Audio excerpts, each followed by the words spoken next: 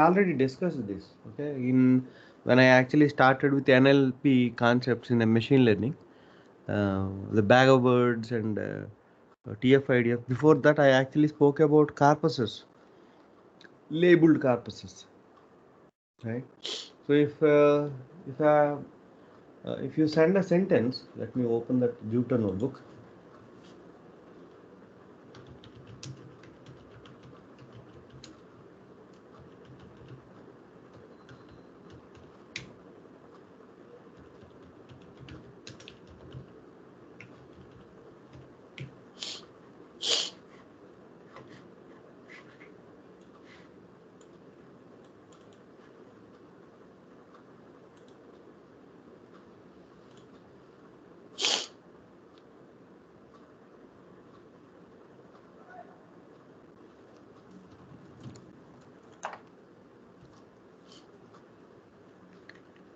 Three files here. Let me see what it.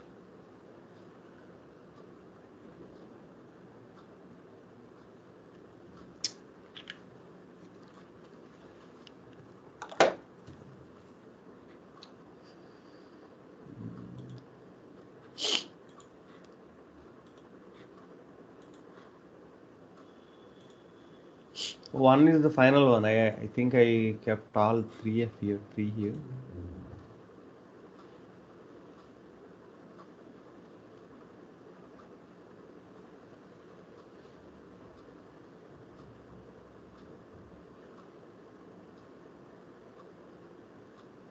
Yeah, I think.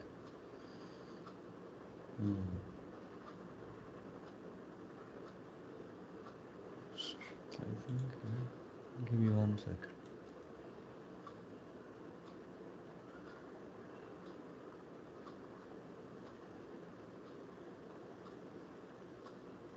Yeah, I think this is the final one.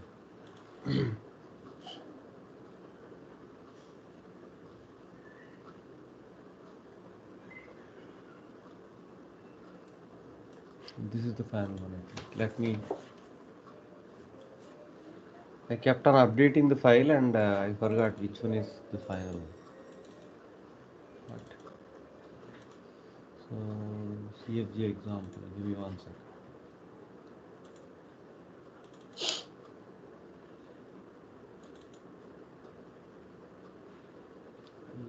NLP.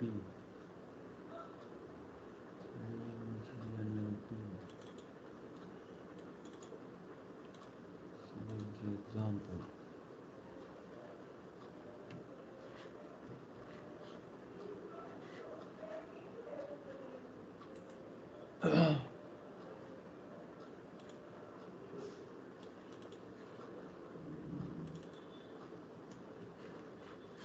Then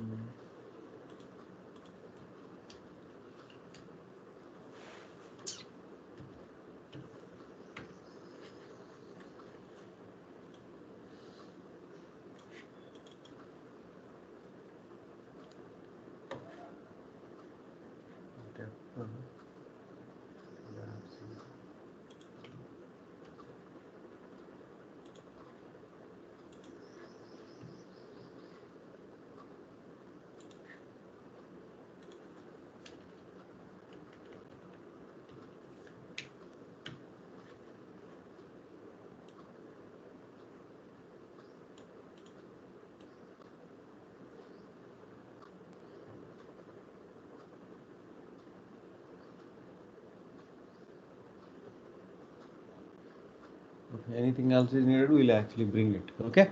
So natural language understanding, we are actually trying to jump into from natural language processing, we are actually trying to jump into natural language understanding.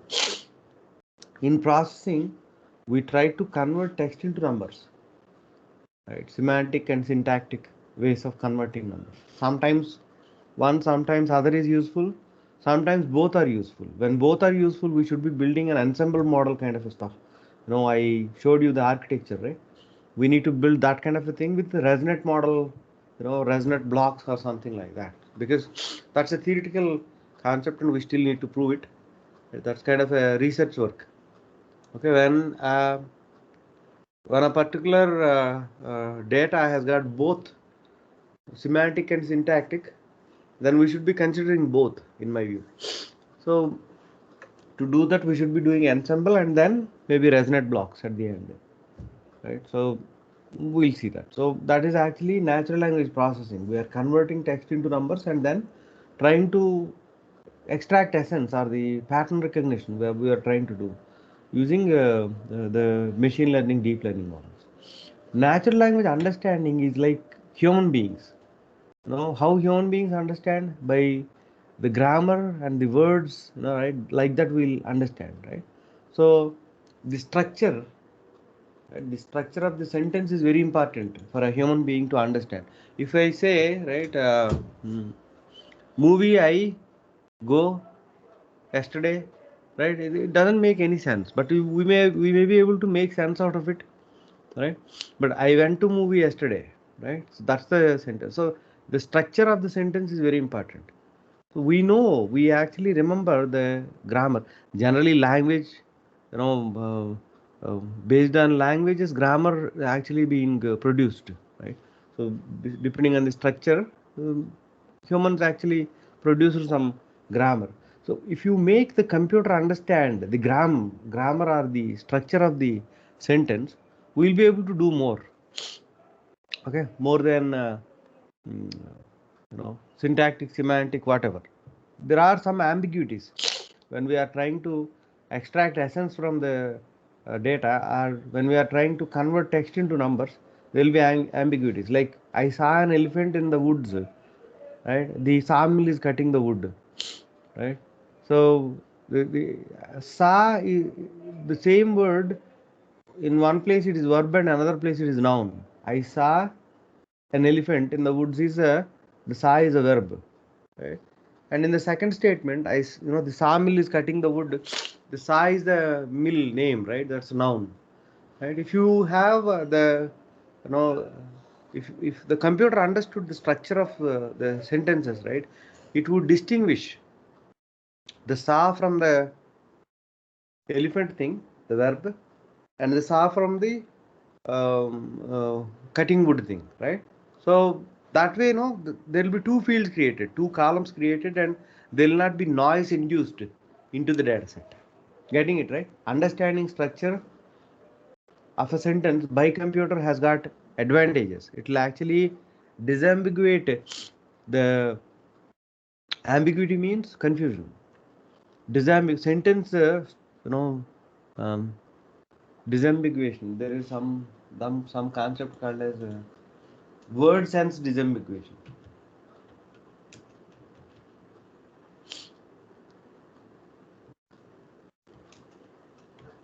Right? Word sense disambiguation is a problem, right? It's an evolving area. There is no complete solution for this. Okay, so if there is a data set where same spelling but different meanings are there in many places, then NLP may not perform well, because this is still evolving area. And to solve some of the problems here, understanding sentence structure by the computer is very important. The structure and process which are useful to make computer understand, structures and process which are useful to make computer understand natural language, that is natural language understanding. Natural language interpretation, also it is called as NLI, is a subtopic of natural language processing and artificial intelligence. NLI is useful in evaluating the output of natural language generation, machine translation, speech recognition. So these natural language understanding concepts, right, are useful in word sense disambiguation to some extent. Okay, they are useful to do word sense disambiguation to some extent. And the second use is that when a natural language generator, like machine translation, you gave English word and it is translating it to Telugu, or you gave a Telugu word and it is translating it to Spanish, right? Those are language translation models. In those models, after output is if you pass English and Telugu came out, you need to understand whether the sentence structure, the outputted by the natural language machine translator, is correct or not before you publish it. Okay, so there will be multiple problems in language translation. One, sentence structure is correct or not. The second, spellings of the words are correct or not. And third, are they context sensitive words or not. Got it? Three, right? One, dictionary point of view, they are lexically they are correct or not. It is called as lexical. Dictionary point of view, the words are correct or not. First thing. Second thing, structure is correct or not. Right? Third thing, depending on context sensitivity. You remember context sensitive spelling check, spelling corrections we did. Do you remember?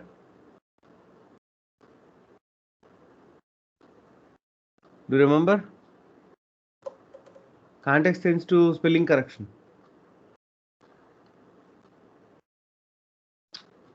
Spelling correction concepts you remember, right? In information retrieval we looked into it.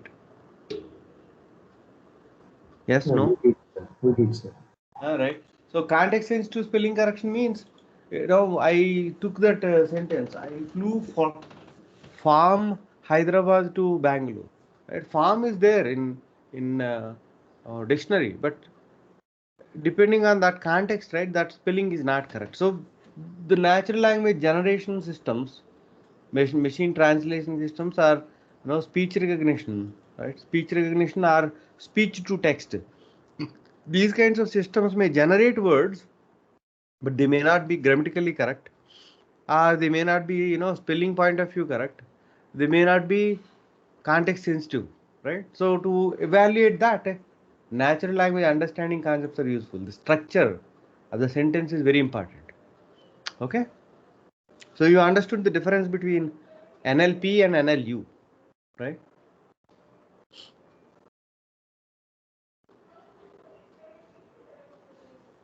Right, understood, right?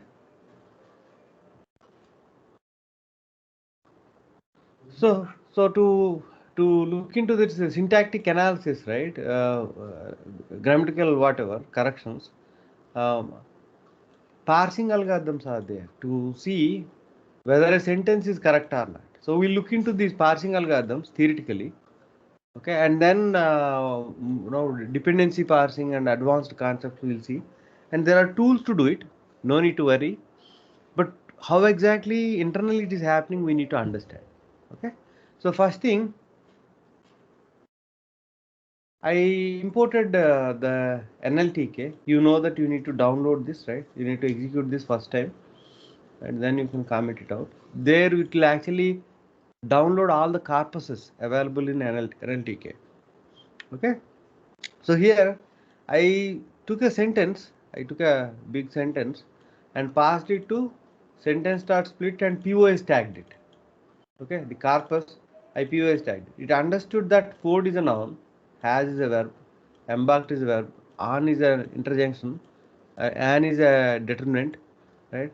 Like that. It actually identified each word as one of the other parts of speech tag. You call this as parts of speech tags: noun, verb, adjective, adverb, all that, right? So it actually this NLTK module took this corpus and did this automatically. Do you know how did it do? Do you know how exactly it is able to understand that Ford is a noun and has is a whatever, right? And is a determinant and all that. All these POS tags, how it assigned? Do you know? I think it is based on the sentence where appeared, what appeared Yeah, where. sentence and where appeared, but is there any basis to do that, or automatically it is doing it? If you have to do this, right? How will you do that?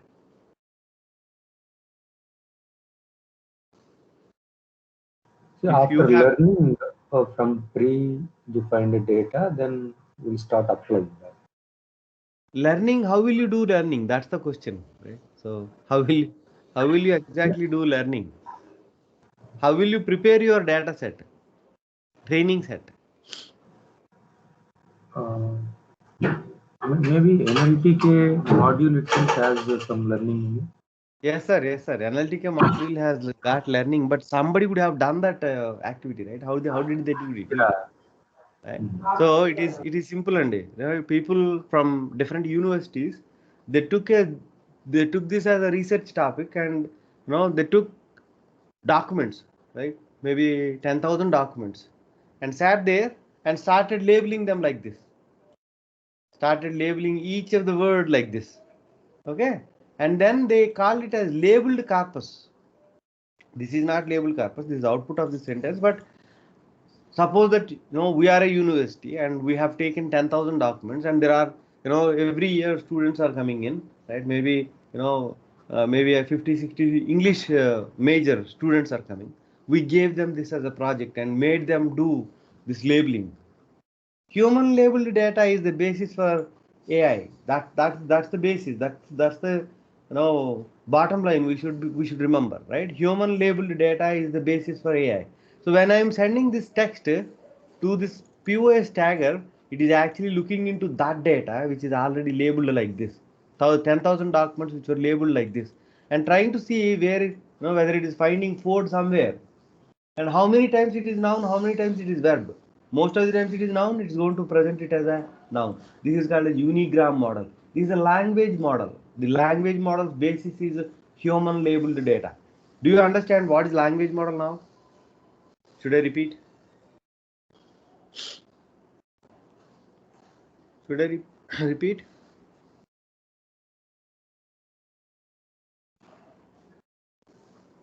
Do you understand? Yes, no? Yes, sir. Yes, right? So human labeled, you are all tired, I think. Tired of my class, I think. Right? No, That's no, okay. sir, nothing like that. No, no. So early morning, and that's okay. But you guys got it well, right? You guys got it well. So language model. What is language model? I am trying to understand. I don't know. Explain. So when you pass text, there should be some basis to make this. Make these labels for this text. There are some labels were made. It is based out of some labeled corpus, right? Labeled data. Some labeled corpus or labeled data. So when you have labeled data, there are different ways to find out label for this particular code, right? You can use Unigram, you can use bigram, you can use RNN, recurrent neural network, right? So different ways are there. So we will explore different ways, and then theoretically I'll explain and show the tools that can actually perform these tasks. Okay, this knowledge is needed because you have a tool. Suppose that there is spacey, sorry, they call it a spacey, right? There is a spacey, and the model was trained on a web data, like Wikipedia data. Okay, you want to use that on healthcare data, it will not work because the labeling was done on a Wikipedia data, right? The words may be same for different industries, but the meaning may be different, right? Meaning may be different, right? So if you know that the labeling, the language models work based on the human labeled data, you will understand the importance of labeling or finding out an appropriate corpus to do appropriate things, right? So that's the reason I am actually trying to explain. So we took some sentence, passed it to POS tag is a method in NLTK, which actually does this. We know that NLTK is not used in production. Spacey is used, Flare is used, Stanza is used in production. Okay, so I have taken another, Pocharam, Bangalore, are cities. I said it understood Pocharam also as an, noun, right? That's miraculous, right? So there is some intelligent way to understand, even though the Pocharam may not be available in the corpus, depending on the context, right? Pocharam, Bangalore, are cities. I said, right?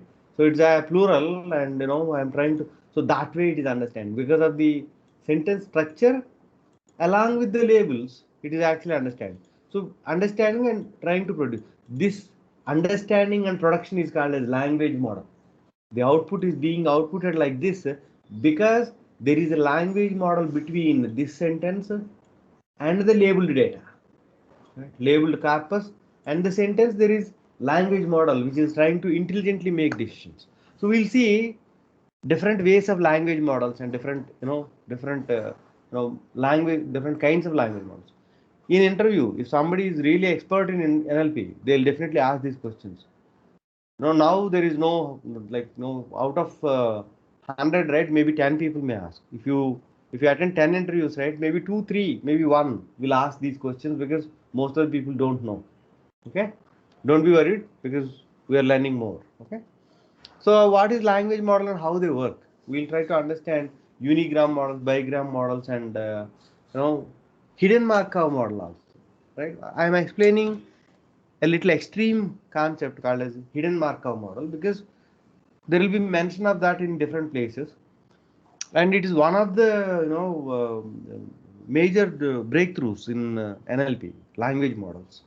Okay, so it's like evaluation. You are actually trying to understand evaluation of the NLP concept. Nowadays, most of the language models use recurrent neural networks. Okay, we'll understand RNN also over the weekend, but before that, right, we'll understand these simple models also, because if you have simple data set, simple problem to solve, you will not take a bigger tool. There is a saying, right? Uh, Nail or dagger, which one should be using, right? To scratch your skin, you should not be using dagger, you should use nails, right? So that's how it is. We are trying to learn different tools so that wherever it is appropriate, we'll use it. Okay, so language models are used in parts of speech tagging of the words, phrases, named entity recognition. This is a very important concept, and industry is looking for people who can do it. This was the problem I was trying to solve in one of the places, and they were actually using if-else conditions, right? I said no, we will not do that, right? So named entity recognition is a very, very enthusiastic and exciting area to work with. Okay, so because of this, I was actually trying to explain all the other things. Okay, so we'll see how to do named entity recognition and a custom data set, how to do it, and using a pre-existing model, how to do it. Okay, pre-existing models will not work for our problems. They are just the basis. Okay, maybe in 4 or 5 years we'll get models which will work on all the data sets, but currently it is not. Okay, so understanding sentence structure, dependency parsing we call it as. Okay, understanding sentence structure has got bigger applications in chatbots. Okay, chatbot, I say I want to travel from Hyderabad to Bangalore, right? System should ask which time and all that, and it should identify the entities and frame from where to where the person is trying to travel and the date. Depending on that, system should reply back with the tickets. It is still evolving. Right? Will we be able to do a completely fail-proof system? Maybe, may not be. Okay, NLP is not fully mature. That point we should remember. But the techniques are useful in bringing the models up to 80 to 90% accuracy. Okay, so evaluate natural language processing models outcome, right? Like speech recognition, language translation, speech to text. Those kinds of models will output something, but we need to evaluate it before we present it, right? There is I think speech to text tool is there from Microsoft, and Dragon. There is a company called as Dragon, which is actually working on this speech to text tools for like maybe 10-15 years, and some of these medical transcription companies will use it. Okay, but it is not legal to use by the UK healthcare rules and US healthcare rules, but some people will use it. They'll actually translate the English into text. So before the text is being outputted, right, these language models are used inside internally to validate, right, validate whether the outputted text is correct or not. What happened? Right? So give Google Ngram model. Ngram model. Oh, there's a link there. I think. And this has got billions of words, right? and then tokens, and then lots of understanding. Basically, this is all based out of Wikipedia, news, and all that. Okay, so how a language model works? Let us see. If model generated two food, if one of these language generation models means machine translation or speech to text models, generated two food, we can calculate the probability of word two followed by word food followed by two, right? So it is a conditional probability. Probability of food given two. Two already occurred. What is the probability of getting food? Can be calculated using count of two food divided by two. Count of two. Simple, right? This is probability formula is very simple. Probability of food followed by two, food given two is equal to count of two food. How many times two food occurred in a corpus? Right? There is a system which generated two food a sentence. We are trying to evaluate whether the sentence is valid or not. How are we doing it? We are calculating probability of this two food sentence based out of the corpus available with us. What is corpus? Previously we have taken 10,000 documents, right? That's a corpus, right? In that corpus, how many times two food occurred? How many times two occurred? You divide this by this, you get the probability. Two food would never have occurred because in a grammatical point of view, two food may not be there, right? I am not an expert in English. That's where I am saying may not be, right? I am not confident. That's where I'm using may. Okay, where like so you will get zero probability. Right? You may get zero probability. This may happen because of two reasons. Two food may not be grammatically correct. One, two food may not be present in the corpus. This is a dangerous thing, right? I have given I have the data set collected is from US, right? And uh, uh, yeah, so the data set is collected from US, and the English literature has got many things there, right? The corpus has got many things there. But I am an Indian, and I passed a sentence like Ganesha blessed me well, right? You would have if you give Ganesha blessed, you will not find that word, that sentence in the corpus. It will give zero probability. That's a valid sentence, but still you are getting zero probability. So choosing corpus is a very critical thing for language models. This is a language model. Do you understand? This is a simple language model. Are you understanding? Understanding, right? Got it, Yes, right? sir. Yeah, Yes, thank sir. you. Thank you. Right? So, choosing corpus is very important. I took English, US and India, but in real time, right? You take a data set from travel domain, trying to make language understanding on a healthcare domain. It will not work. It may not work 100%. So you need to find proper corpus. If you are not finding proper corpus, you should do that labeling. So in a machine learning project, building the model and trying to predict is not a big deal.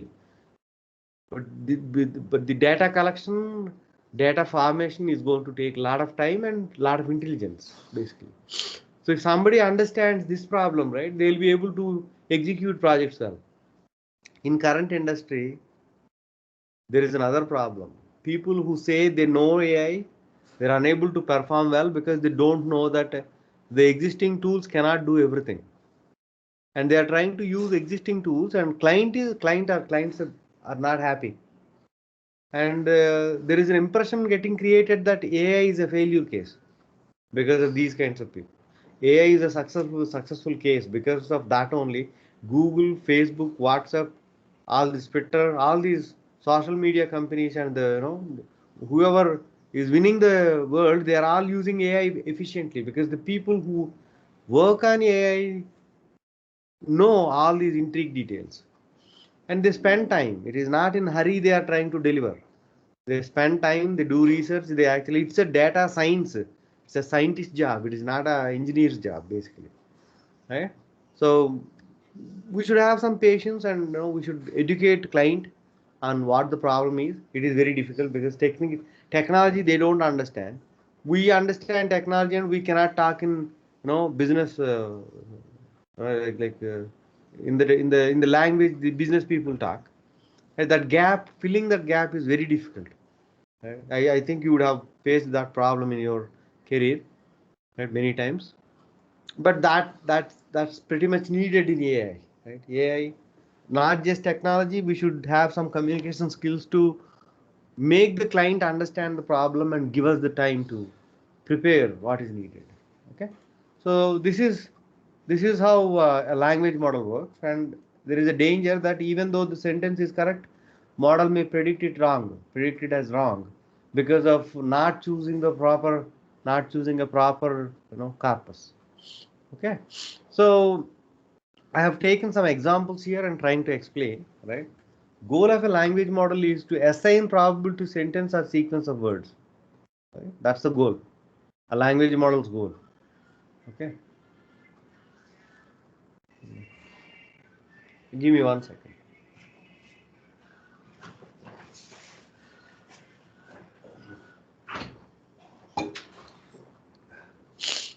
That's the language model's goal.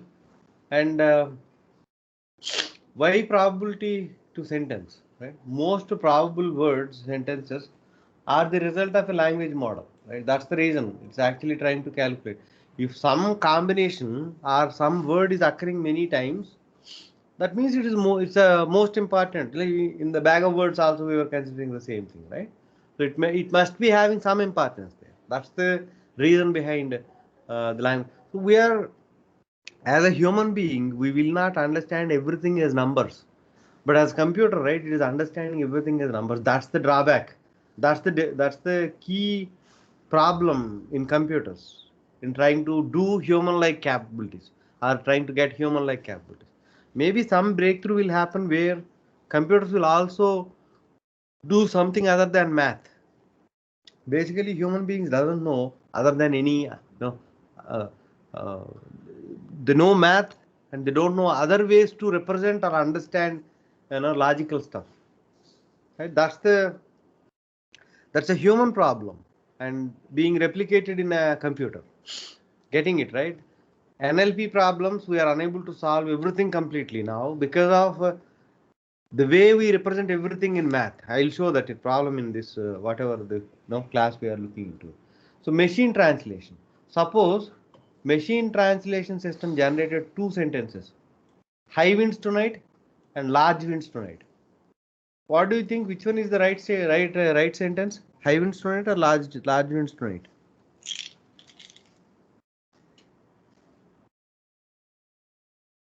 Which one do you think is the right statement, right sentence? High winds tonight or large winds tonight?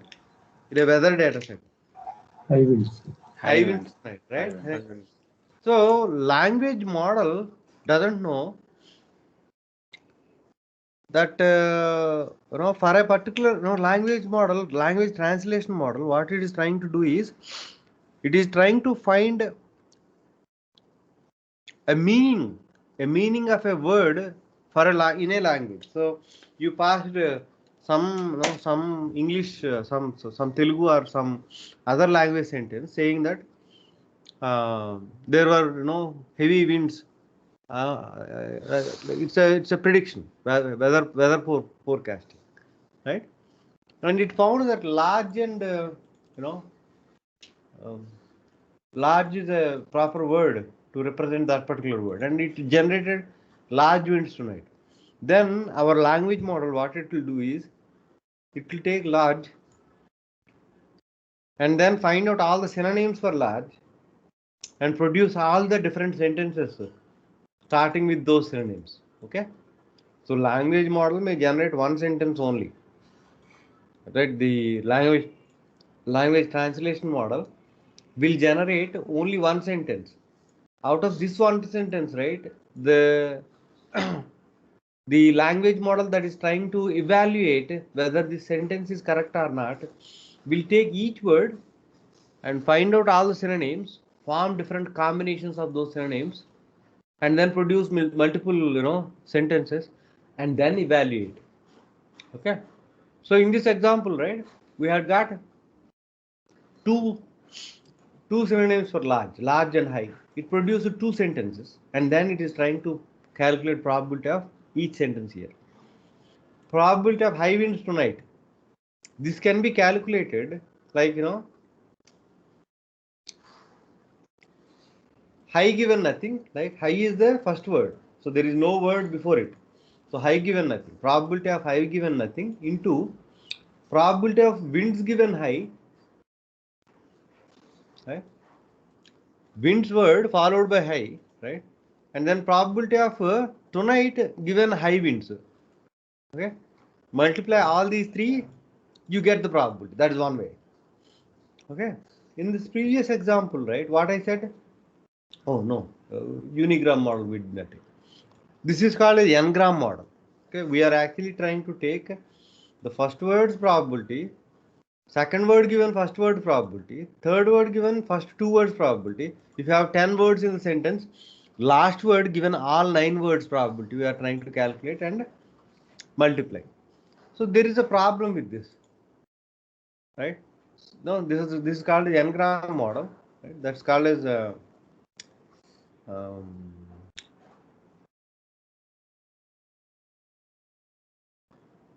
yeah, Ngram model, and yeah, we'll see that later. Okay. So I've taken another sentence here. So if the sentence is too big like this, right? The atmosphere is very clean, like this. Clean given the atmosphere is very. We need to find out the probability. To find out this probability, what I said here. Where is that? Count of something I gave, right? Yeah. Count of the words given, divided by count of that the previous word, right? So you need to calculate count of the atmosphere is very clean, right? The total sentence given by count of the atmosphere is very, right? So finding a sentence like this in the corpus, right? Count of this kind of a sentence in a corpus, is this most probable or less probable? A big sentence like that, right? You have taken 10,000 documents before, and you have that as a corpus, labeled corpus, and you are using that corpus to see whether this particular sentence is correct or not. To do that, you need to find count of that whole sentence divided by count of all the preceding sentences, preceding words, whole sentence and count of all the preceding words. Will we get a count there? Is there a probability to get a count of that particular thing on our corpus? Less probabilities. Less probability. If it is a weather forecasting data set or a weather forecasting corpus, there is a probability but less, right? So sometimes we may get 0, even though the sentence is correct, we may get 0. Because of this reason, there is a concept called as Markov model. Okay, there is that Markov. Yeah, Markov assumption. Okay, so we call this as hidden Markov model. No, sorry, hidden Markov model is different. HMM is different. So Markov's assumption is that you need to take all the previous words probability. If you have to calculate probability of clean given the atmosphere is very, is equal to, almost equal to probability of clean given very. If you look at the probability of the word and the previous word, that is enough. If you have to do this, right, count of very clean divided by count of very. Count of very clean divided by count of very is almost equal to this whole probability. So you can actually take n previous words into consideration to calculate probability of a sentence. No need to take all previous words into consideration. So why this? What is the use of this? It will actually increase the probability, right? Increase the probability, or it will give you, scores for every sentence. Rather, you will get most of them 0, even though they are valid. You will get 0. Okay. So Markov's assumption is that No need to consider long history of words while estimating the probability. That's the Markov's assumption. Now, based on this, right, there are n-gram models. We call it as n-gram model. If you say 1-gram model, right, it will consider probability of each word. Suppose that there is a sentence, word 1, word 2, and so on, word n. To calculate probability of this particular sentence, it's going to be probability of word 1 into probability of word 2 into probability of word 3 into only one word we are considering. This is called a unigram model. Okay, bigram model, we will consider two words at a time. Okay, probability of word 1 into probability of word 2 given word 1 into probability of word 3 given word 2 and so on, probability of word n given word n minus 1. Two words at a time, right? Two words at a time we are considering. Okay, what is the probability? How to calculate this probability? Count of word 1, word 2 divided by count of word 1. Count of word 2, word 3 divided by count of word 2. Count of word n minus 1, word n divided by count of word n minus 1. Right? Like that you calculate. Two words at a time you consider. That is bigram model you call it as. Okay. And there is trigram model also. You consider three words at a time. Probability of word 1, probability of word 2 given word 1, probability of word 3 given word 2 and word 1, word 1 and word 2, right? Probability of word 4 given word 2 and word 3, like that you consider. Generally, trigram models give you a decent probability. Okay.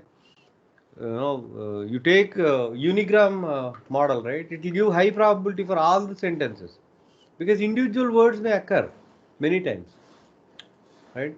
Even though in context it is not present, individual words may be present in the corpus, so it will get some probability here. So the unigram probability will be high for every sentence, even though it is right or wrong, you will get high probability. Bigrams a little low, trigrams even low, but trigrams are most reasonable. Research outcome it is. Okay, you are understanding, right? Language models, unigram, bigram, trigram, n-gram. N-gram means you will consider n, previous. It can be 3, it can be 5, it can be 8, whatever. Got it?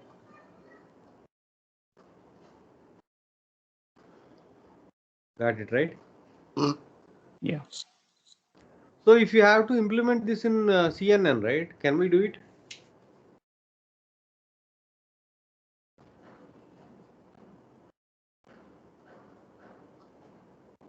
Can we do this in CNN? Probability calculations are not basically not probability calculations, but if we convert words into vectors, right, we can actually take bigram, trigram thing, but it is not like trying to look into the corpus and trying to calculate the probabilities there. Yeah, maybe my question is wrong. The way I asked the question is wrong. Okay, let me think and reframe. Sorry. Okay. So, in RNN, right, we try to do these language models. I was actually trying to take you there, but maybe there we'll discuss this. The way I asked the question is wrong. Okay. So, try unigram and n-gram model, right? This is like n-gram models we call it. Okay. In NLP, this is a big thing, and they'll make a lot of fuss about it. It's not really a big thing, basically. Instead of taking the total probability of the sentences, we are considering the current and previous and whatever. Okay. So this is an example. Let me try to work this out, and then you will understand better.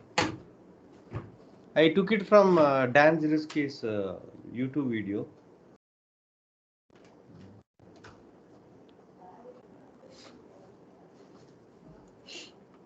So.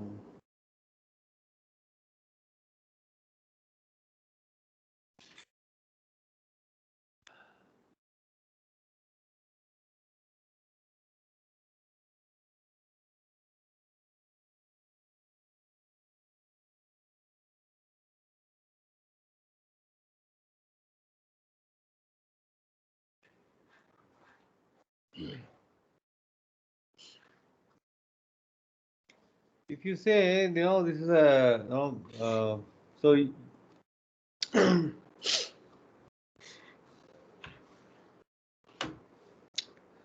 if you look at this, right?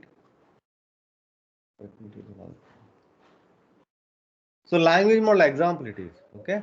A bigram model example, a bigram model. What is bigram? I said 2 words at a time, right? So suppose that this is a corpus, okay?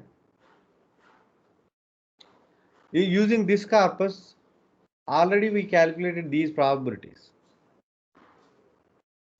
Okay, we calculated these probabilities already, okay? Probability of I given beginning, beginning of the sentence it is. So how do you calculate the probability? It is going to be count of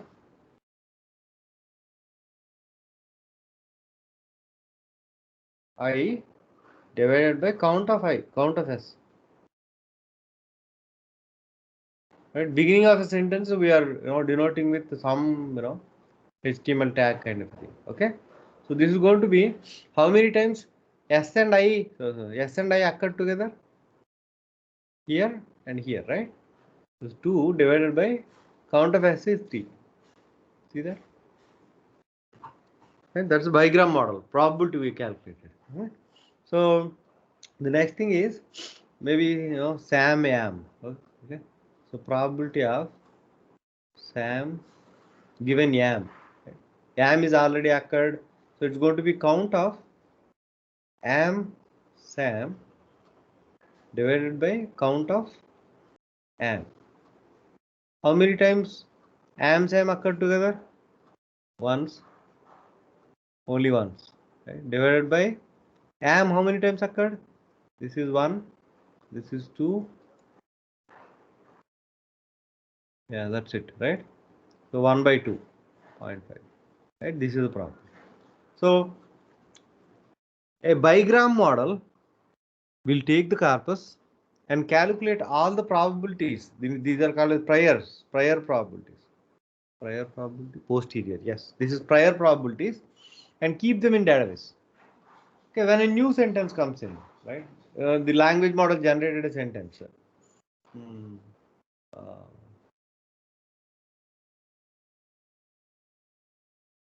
I eat green eggs.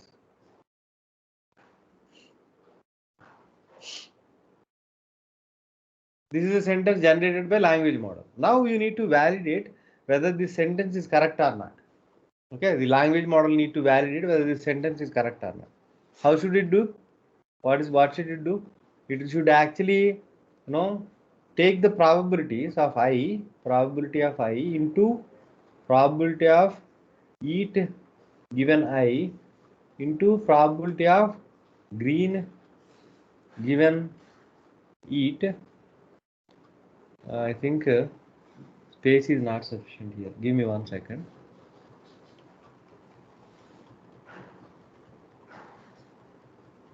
Let me try to write the sentence on the top and write it here. See, I eat green eggs.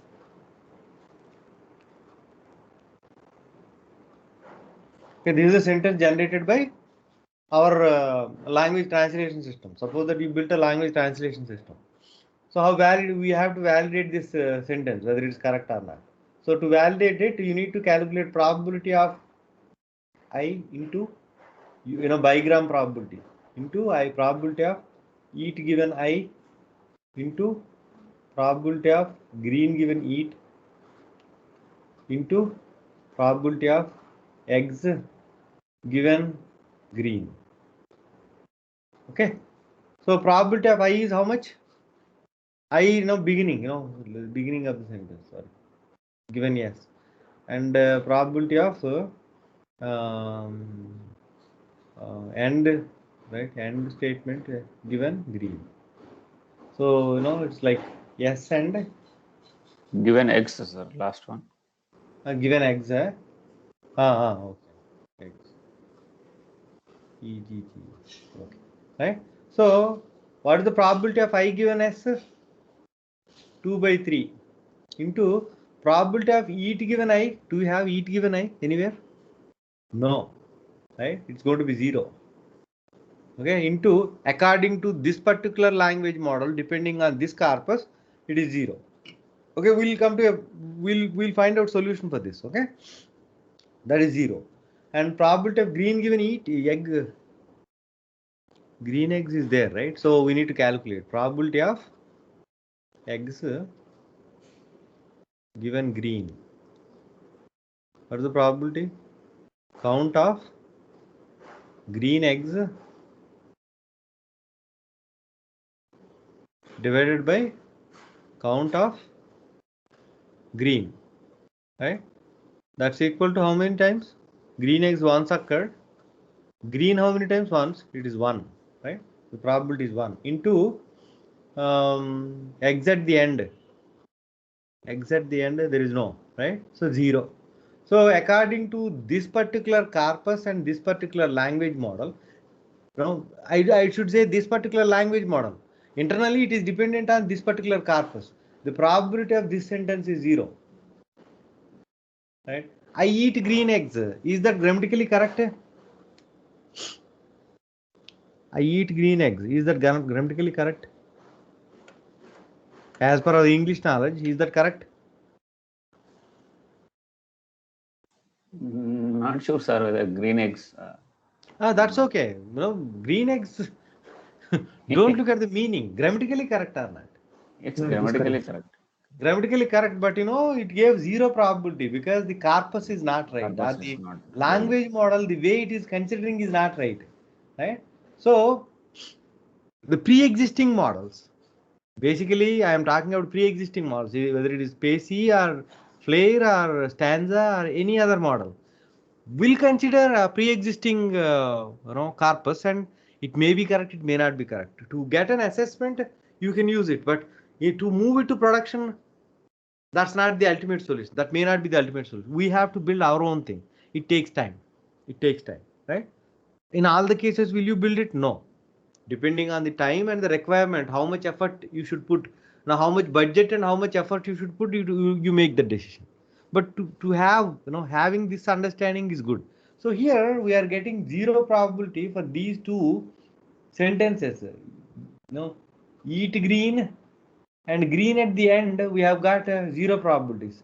Even though they are grammatically correct, we got 0 probabilities because of the corpus is not correct. This is called as, this is a problem basically with the language models.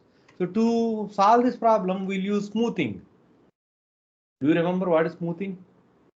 Laplacian correction. Do you Yes, sir. remember? We will add +1. To numerator and denominator, we'll add +1, right? Every place you will add, numerator and denominator +1. That way you will get some probability. Okay, that way you will get some probability.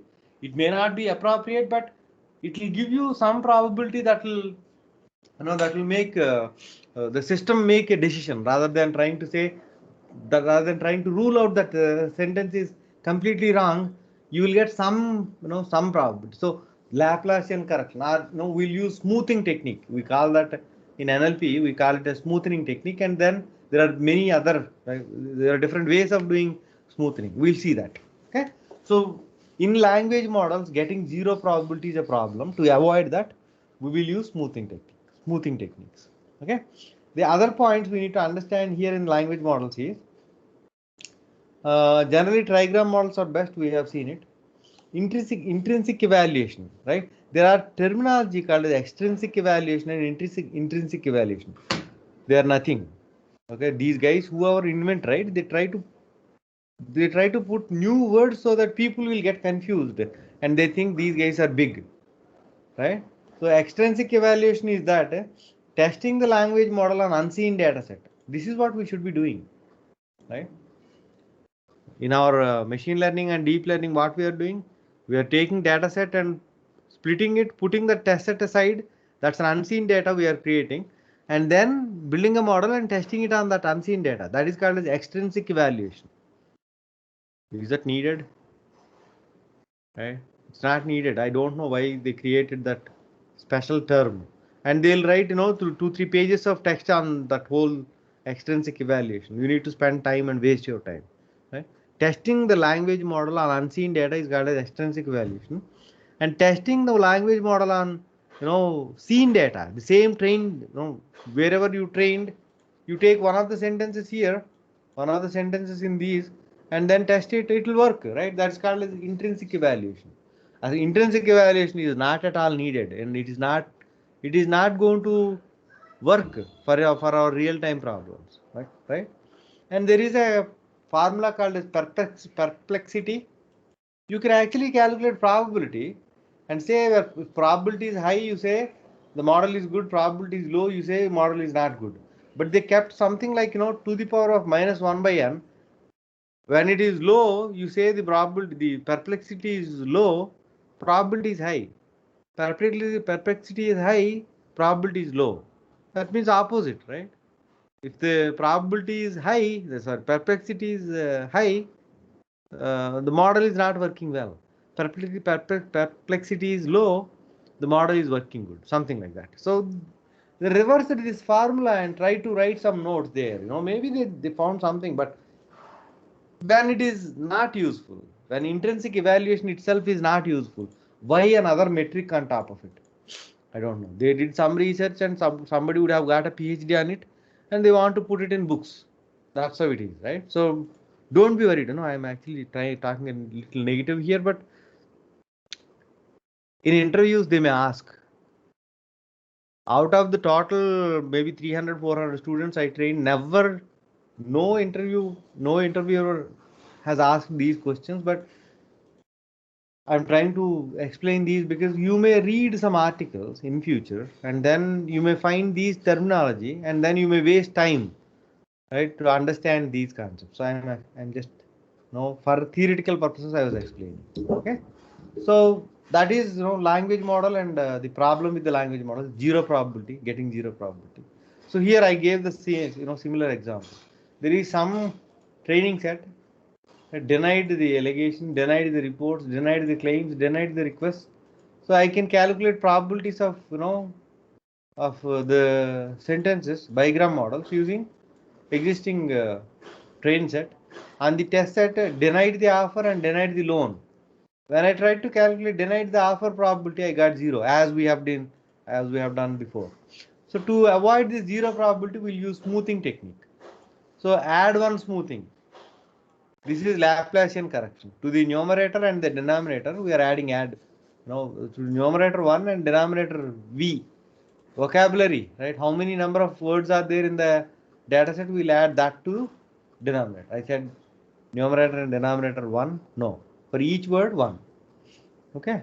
And then add case smoothing. Instead of adding 1, you take some number, maybe 10 or something, and then you multiply this v with 10 and add. Okay. This is to avoid zero probability. Okay. There is another concept called back-off smoothing. So if it is a trigram model, first you try to find out trigram probability. If 0 is coming, you look at bigram probability. If 0 is coming, you look at unigram probability. You take whichever is coming. Got it? Got it, right? While calculating probabilities here, you calculate a trigram, you got 0. Okay. Then you come back and look at a bigram, no smoothing is added. Okay. You look at bigram probability, you are getting some number. So you use that bigram probability instead of trigram probability. Got it? So that is called as back-off smoothing. It makes a little sense. Okay.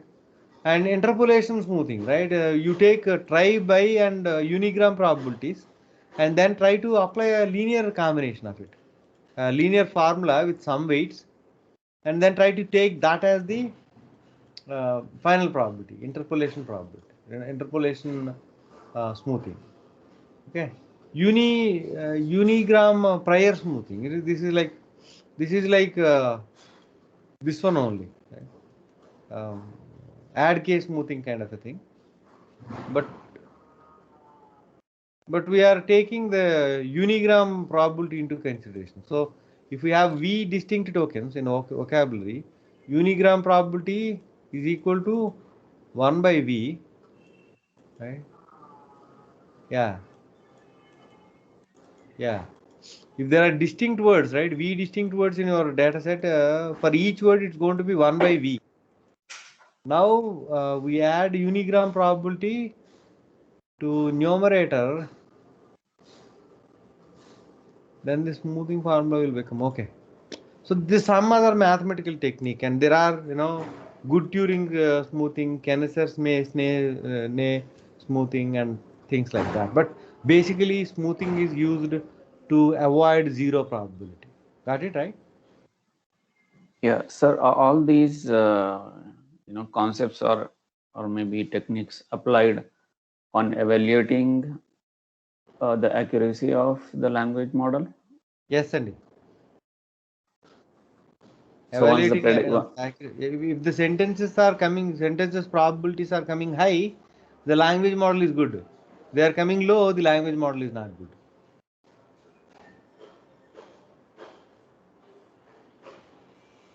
Okay. And not just in language model.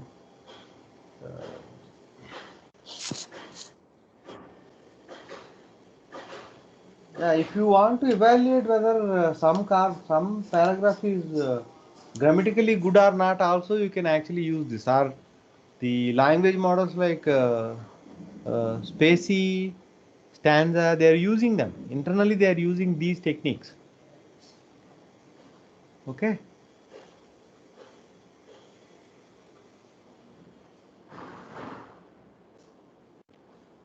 So that is about the language models, and we have sequence tagging, right? These language models are used in sequence tagging. Sequence tagging means parts of speech tagging, name entity recognition. It's a sequence of words you need to actually tag, right? Tag them with parts of speech or named entities. What are named entities? Organizations, nouns are most of the nouns are named entities. Organization names, drug names, device names. Okay, so people's names, right? Documents, right? If there are documents in the names of documents in a text, you need to find out those document names. That is named entity recognition problem. So in industry, right, there are many problems around this named entity recognition. Okay, so to do that, you need to use these sequence models, rule based model, right? This is what those guys are using. Sequence label classification for each token, right? This is like based on existing data, you try to look at it, right? There are some statistical models called sequence models. Hidden Markov models we'll see, and neural networks also can be used to do the sequence labeling. So when I explain RNN, right, I'll try to explain that. Theoretically, I'll explain. Okay. So that is the use, and shall we move on and understand this hidden Markov model today or tomorrow?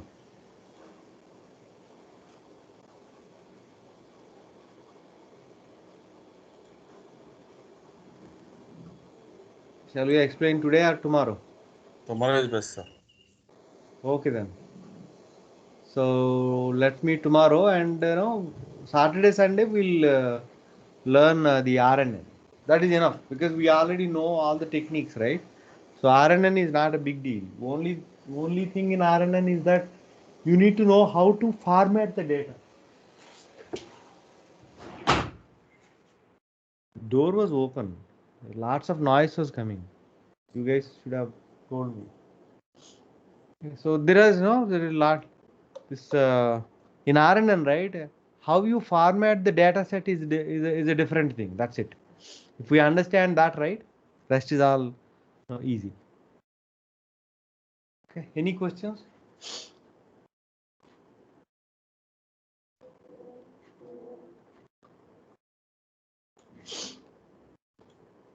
Are we good? Yes, sir. Yes. Yeah. Thank you, Andy. Let's meet tomorrow. Thank you. Thank you. Thank Sorry, you. sir.